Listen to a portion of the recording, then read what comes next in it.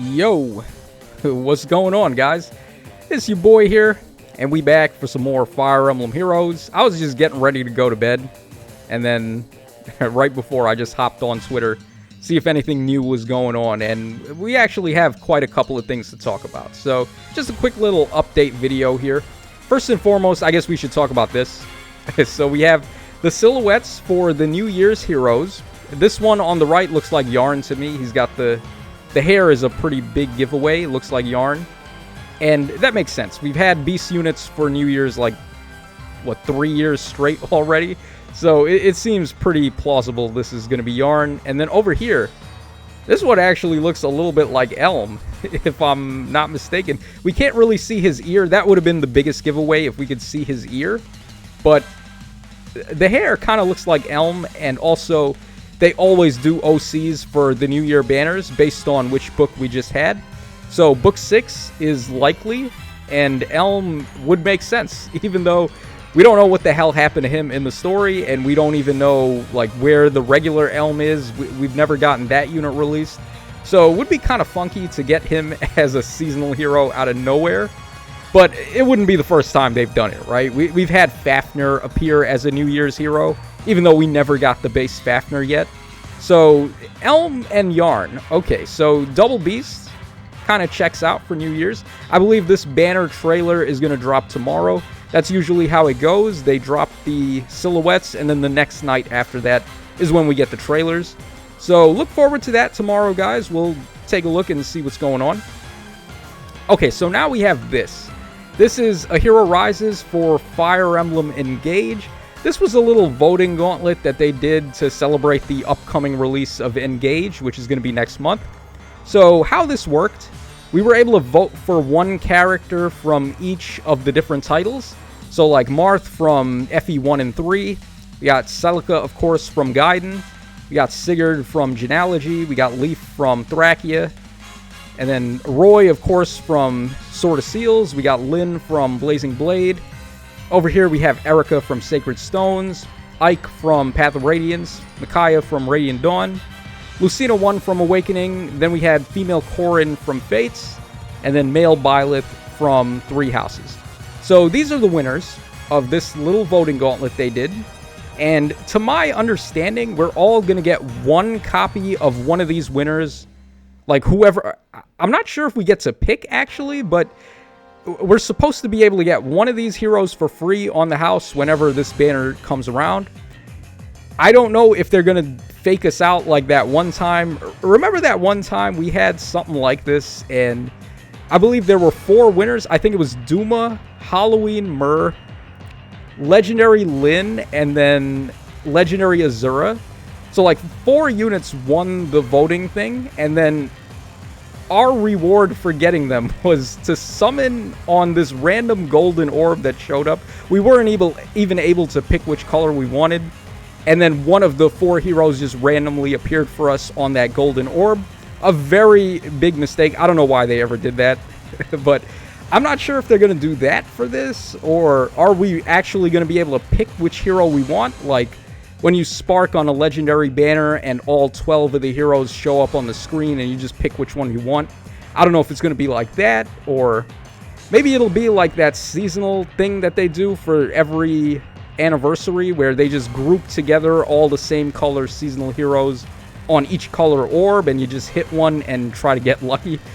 I don't know what they're going to do, but it would be real nice if we could just pick whichever one of these guys we want. And in the event that is the case, I'm just going to give a little breakdown of all of these units here, and we're going to try to come to a conclusion on who I think is the best for you guys to pick, assuming you don't have any of them, or what my recommendations would be on that. So we're going to go ahead and take a look at them on Gamepedia over here. I really like this website because they have all the information very neatly packed up for us. So we're going to start things off with Brave Marth. He is a CYL 5 unit, and he's kind of mid. He's just like a god sword. I was a little unimpressed by him when he came out. I do remember him doing a ton of things, though. Like, he was basically the infantry version of Fallen Edelgard, where he's got like a million effects, but At the time he came out, we were already like seeing God Swords off the door. Like they were already kind of out of vogue. So unfortunate for him, he just came out at the wrong time, I think. He would have been amazing if he had released like a year prior to when he came out. But unfortunately for him, that is not the case. I don't really recommend picking this guy up for usage, but maybe he'll get a refine next year and then he'll just be unbelievably broken. That remains to be seen. So as far as fodder goes, he's got Even Tempest 3, we got Spurn 3, and then we got Distant Pressure. I would not pick this guy up for Even Tempest or Spurn. Spurn is just very easily available. If not Spurn, then other ways to get dodge. The dodge effect is very common in the Heroic Rails, not the Heroic Rails, the Divine Code shop. You're easily able to get units that have stuff like this. And even an Odd Tempest, I'm not really the biggest fan of anymore. Not after we got Assault Troop, which is way better. So I wouldn't recommend this anymore. Distant Pressure is okay, kinda. Like, certain units are going to be able to use it pretty well, but it also comes with chip damage, which is a little unfortunate. We're going to look at another unit that has distant counter with speed that doesn't do chip damage. So, I don't really know about this guy as fodder either. I don't know about him for using or for fodder, so I would say probably skip him. Alright, next up we have Ascended Celica. So, what's cool about her is she's actually the only Ascended hero out of this batch. So, assuming you never summoned her prior to this, you'll be able to get a free Broccoli Floret, which is pretty pog. That's not a bad consolation prize just for getting this unit for free. But I took a look at her kit again, and she doesn't really pop out to me as she did the first time I looked at her when she came out. So she's got -1 special trigger, attack and speed up 6. She has Nullify Guard, and then she gets 10% bonus damage based on the foe's attack, and then Miracle, which any unit that has Miracle right now is pretty annoying. It's like that one effect that they're giving out that there's not really a way to deal with it effectively. Like, if you can't double and kill the unit outright on the first hit, and then the second hit takes them from 1 HP to 0, you're out of luck. Like, there's just not really much you can do about Miracle at the moment. So that's an annoying effect, but as far as like power goes, I'm kind of not impressed by her. She's got Life and Death 4, she's got Soul of Zofia, and then Infantry Null Follow-Up. She doesn't really have good fodder either. Life and Death 4 is okay, I guess, if you're running AoE specials, but Stillwater is certainly better for units like Legendary Lilina, Bride Lilina, etc. Some easy-to-use AoE units right there. Soul of Zofia, as blasphemous as this may sound, I feel like Special Spiral 4 is just better than this. Like, if you have this Celica, you probably just want to give her Special Spiral 4 instead of Soul of Zofia, but it is what it is. And then Infantry Null Follow-Up is just not really all that spectacular. We literally got a Null Follow-Up Sacred Seal after this came out. So, yeah, not too much stock on her in terms of fodder. She's fine to use. She's not terrible. But, like I said, I think the Broccoli Floret would be the main thing you would get out of her. Alright, then we have Legendary Sigurd. What do I say about this guy? This dude was the GOAT. When he came out, he was just... what was he, like 10 times better than the next best unit? I feel like this dude... the power creep ushered in by this guy was the first of its kind. He was the first unit that really just broke the game in half. So, shout-outs to him for that, of course. He's really good. If you don't have this Sigurd, he's actually really combat potent. I never have had a problem using this guy. His special, Holy Knight Aura, is like the best unique special in the entire game. It gives him +1 bonus movement just for free. And then after he procs it, your whole team gets +1 movement and attack up 6. And it gives him a little bit of bonus damage based on his attack also. So just a really powerful special to have. 2-hit cooldown with -1 special trigger is just naughty, naughty, naughty. I don't know why they made this so easy to activate, but there you guys go. This guy is awesome. Also, another thing that goes pretty underlooked about him is the amount of DR he has against ranged opponents. It's really tough to just get rid of this guy with ranged attacks unless you have a way to nullify DR. So he's got 40% on his weapon, and then he's also got 80% from his B skill. So range units just get the middle finger if they don't have nullify DR or something. So, it's just a very valuable and very solid unit. His fodder isn't the greatest. He's got Fatal Smoke, and he's got Attack and Speed Catch 4, or Attack and Defense Catch 4, rather. But, no, if you pull this guy, you're pulling him because you want to use him, and he still holds up pretty well. I think he's easily the best out of the units we've looked at so far. Alright, moving on to Scion Leif up next. This unit, I've never really been too impressed by this unit, and the main reason why is because I feel like they just don't do enough damage. So their Harmonic skill, they get Resonant Blades, Desperation, and that's it. Okay. No, what these guys needed, they needed like Treachery or Dominance or something. They needed more damage. Because you go over here, they have Canto 1, which is very good. They're actually a pretty good, like, utility unit, I guess I could call them, because they have all these movement effects. They have Neuron Zeal, which is Gale Force for range units. There's not really any other unit that has this. Like, no other range unit has Gale Force like this. Even though it does limit them to 1 movement afterwards, it's still good. On a unit with 5 effective reach to have Gale Force and Canto 1, like, that's good. And they have Miracle too, which, again, that's very good. But all they're getting out of their weapon is just all stats of 5 and -1 special trigger. That's not going to cut it. I think they have a Brave attack too, but like they're not able... Wait, actually, do they not have a Brave attack? I could have swore they had a Brave attack.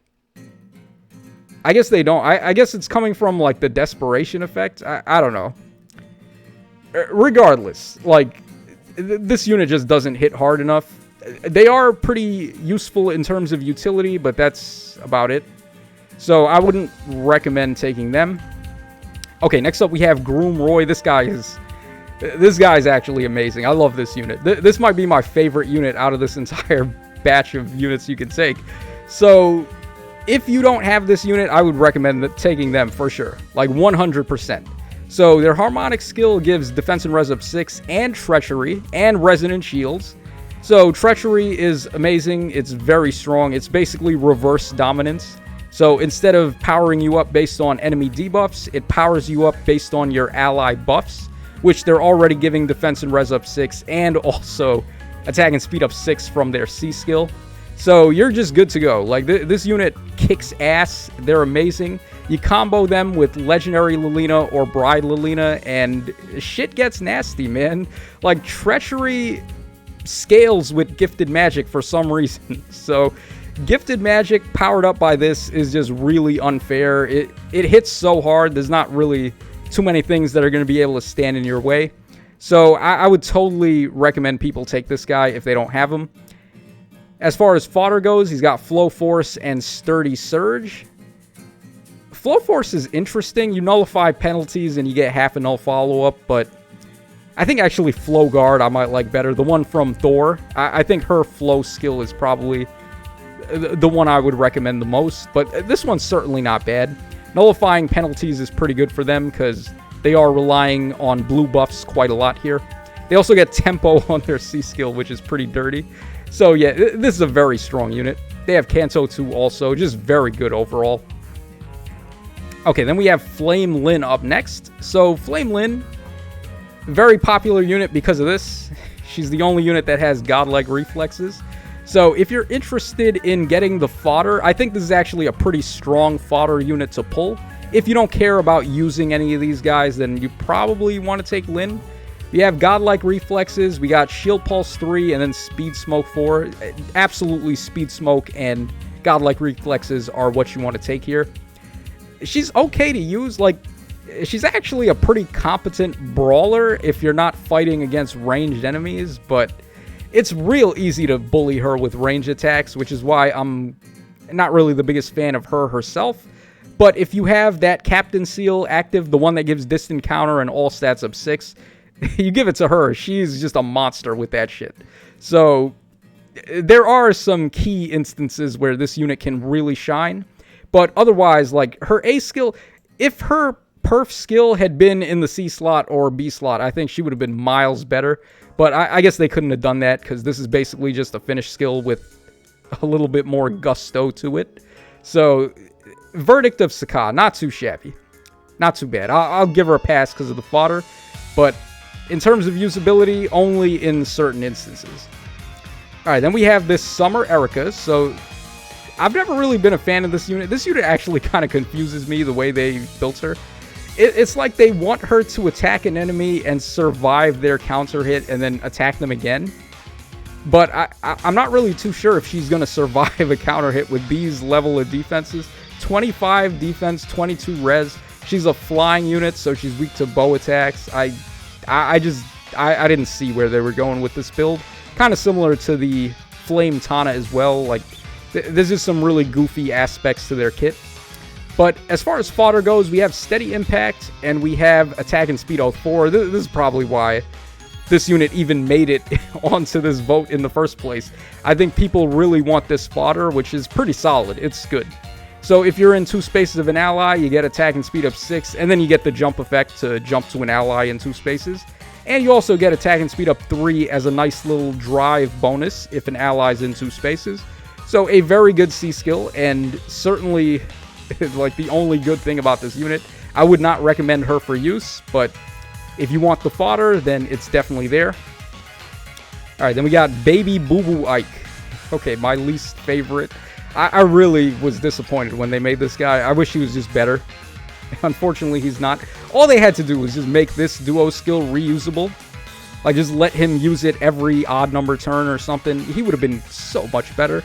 But as it stands, he just has attack and speed -7 and inflicts guard on foes in 5 rows and 5 columns centered on him. That is a very wild radius of effect.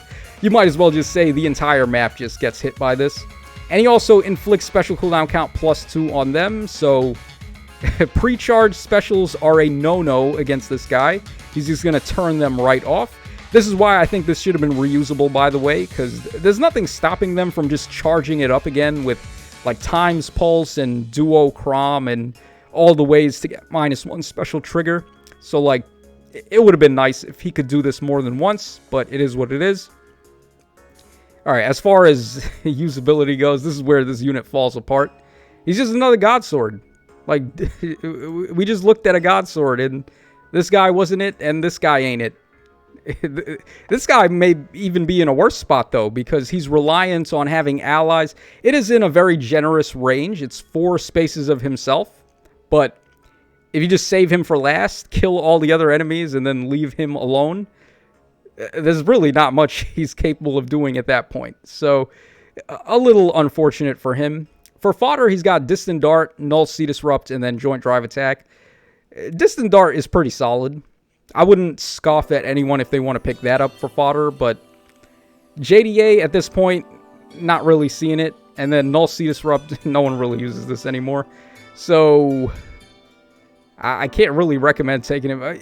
It depends on how much you value this duo skill. It is a very good duo skill, especially in summoner duels. But that's really all he's got going for him, and it only procs once in a fight. So, you got to use him very, very intelligently, and there's not really a lot of leeway given either. So, that's just my take. I would say I wouldn't put too much stock in him. Alright, we got a couple more to go. We have Legendary Micaiah up next. I'm actually kind of surprised that she beat out the Summer Micaiah here, but it is what it is. What is there to really say about this Micaiah? She doesn't have fodder. She's got Fury 4 and Joint Distant Guard. No one's taking that. No one wants this fodder. So, like, why is she here? What is this unit doing here? She's solid. She's not a bad unit necessarily. She's got DR on the B skill. She inflicts attack and res debuffs. And then her weapon is pretty strong, actually. She gets a guaranteed follow-up, and then follow-up before foe can counterattack. So she's got Desperation, and then she also has effective against armor and cav. She can hit pretty hard, but, like, that's about it. And she's not really hitting hard enough to break through certain tanks anyway, so I don't know. I would definitely skip her. Do not take her. Okay, we have the OST Lucina up next, aka Valentine Lucina. So let's see what we've got here. So for fodder, she's got Kestrel Stance 3, we got Savvy Fighter 3, and then we got AD Near Save 3. Pretty juicy fodder, actually. Kestrel Stance, you'd be able to pick this up by just getting Kestrel Stance 2. And then you could also take something else like Savvy Fighter or Near Trace. Savvy Fighter, I think she's still the only unit that has Savvy Fighter. Actually, we can quickly take a look at that. There might be one other unit, but I'm pretty sure, yeah, she's the only one that has Savvy Fighter. And it gives you 30% DR on the first hit of the enemy, and it also gives you no follow-up. So, pretty solid for your fast armored units, but I don't know. I feel like the save skill might have a little more value. Like, there's more ways to get DR, and it's only on the first hit as well, so if they still can hit you twice, you're in a little bit of trouble there. Kestrel Stance is pretty solid, though. Just get guard and attack and speed up 6. And then she does have Future Vision, which is pretty good for her. And then her weapon is okay. She's not a bad near save option. She's pretty quick. She can get the job done, but we literally just got Christmas Burger King, who I think is way better. So that's just my take on her. All right, then we got this Corrin over here. So Halloween Corrin, this is the reason why Lyn is kind of mid. So literally within a month of Lyn coming out, they dropped this unit who just does everything Lyn does, but better. Negating Fang is better than Godlike Reflexes. Finish is not better than Lyn's A skill, but it's still pretty good. It's pretty close. Dragon's Wrath 4, Joint Drive Attack, and she can run Distant Counter Dragons the Seal. So this unit is just really strong to use. She's amazing to use. She's really good for fodder as well. Did you guys see what we just looked at? Attack and Speed finish 4, Dragon's Wrath 4, JDA. Well, like I said with Ike, JDA is not really that mandatory right now, but a finish skill and Dragon's Wrath 4, both very powerful, so you can't really go wrong with her if you're interested. Got good fodder, got good usability. And then finally, we have the legendary male Byleth. This is also a pretty solid unit if you don't have him. So he can nullify DR on his special. It's pretty good. He was, I think he was like one of the first tome units to have something like this. So that's really good in his case. Also, he's able to support your allies by giving them drive null follow-up. So that can also come in pretty clutch. He's a pretty good wall breaker because he has this. Like just being able to turn off DR, hit the foes. He's got null follow-up built in. You give him wind sweep or water sweep, and this guy puts in work. This guy is pretty solid. Even to this day, he may be a little old, but he still gets the job done. I do like using him. You got to change his base kit, though, because his base kit is very built around being bulky, and he can actually surprise you with his bulk. He's got decent bulk, but you want to give him just attack and speed, and then either wind sweep, water sweep, maybe even, well, I was going to say Special Spiral 4, but he doesn't really need it because he has nullified DR already. So yeah, this guy is pretty solid to take as well if you don't have him. So my final opinion, I would say Roy is absolutely in first place. If you do not have Roy, you need to get this guy. He's amazing. Just really good unit. In second place, who we have in second place? Maybe, might be Corrin, actually. I think, man, Lyn's fodder, though. Lyn with Speed Smoke 4 and Godlike Reflexes, that's really up there. And then for usability, Byleth is still in there. Corrin is still in there. Ike, if you value the duo skill. So that's pretty much my opinion on this. Just make it easy on yourself. Take Roy if you don't have him. Otherwise, take any of the other guys we mentioned. So that's all for this video. Hope you guys enjoyed the breakdown of the Fire Emblem Heroes Engage Cup. Let me know in the comments who you guys are going to be taking if they allow us to take someone straight up and not try to cuck us with all their little shenanigans. But we'll see. We'll see what happens with that.